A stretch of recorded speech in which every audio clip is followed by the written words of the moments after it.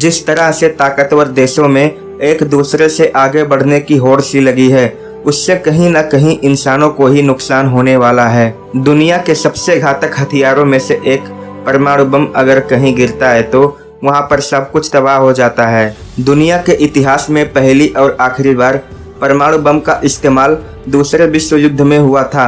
America ने Japan के 2 शहरों हिरोशिमा और नागासाकी पर 6 और 9 अगस्त 1945 को परमाणु हमला किया था। इस हमले में लगभग 1.5 लाख से भी ज़्यादा लोग मारे गए थे। आज के बनाए गए परमाणु बम उस समय के बनाए गए परमाणु बम से लगभग 1000 गुना अधिक शक्तिशाली है। अगर कभी परमाणु युद्ध हुआ तो इस मानव जीवन और पृथ्वी का विनाश होना तय है। परमाणु बम का मैकेनिज्म कुछ ऐसा है कि यह विस्फोट के साथ साथ रेडिएशन भी छोड़ता है।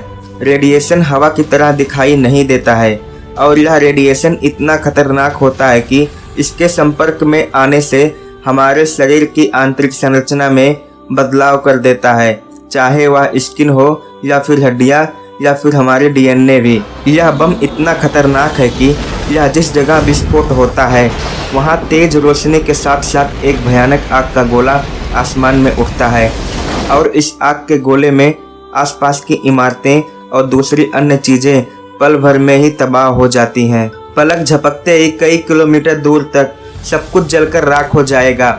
इस विस्फोट से पैदा होने वाली रोशनी से कई लोग अंधे भी हो सकते हैं।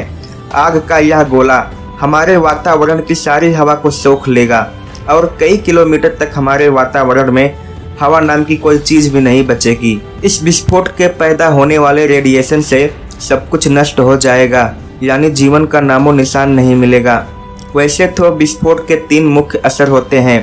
पहला आग, दूसरा आग से भी ज़्यादा तेज गर्मी और तीसरा सबसे खतरनाक असर होता है वो है रेडिएशन का, जो दिखाई तो नहीं देता है लेकिन सैकड़ों हजारों मौतें इससे तुरंत हो जाएंगी।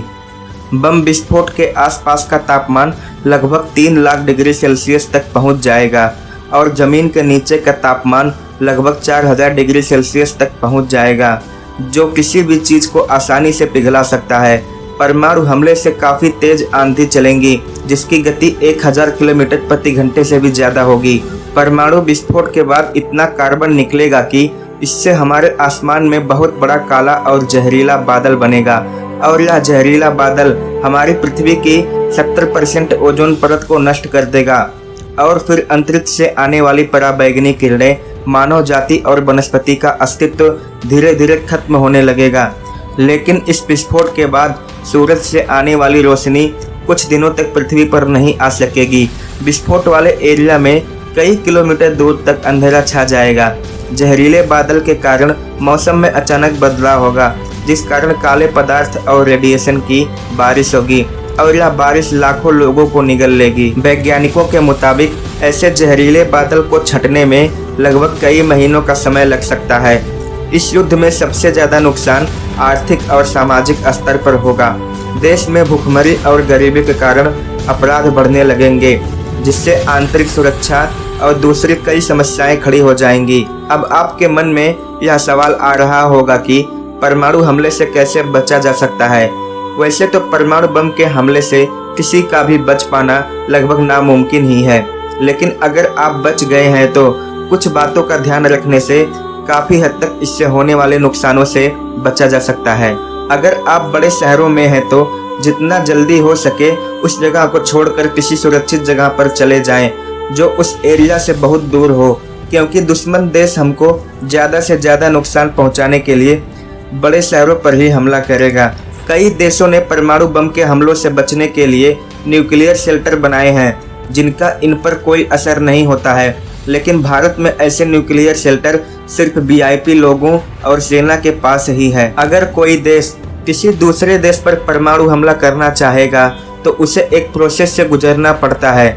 अगर भारत की बात की जाए तो देश के प्रधानमंत्री के पास परमाणु हमले पर आखिरी फैसला करने की शक्ति होती है और प्रधानमंत्री के आदेश मिलने पर ही भारत किसी दूसरे देश पर परमाणु हमला कर सकता है।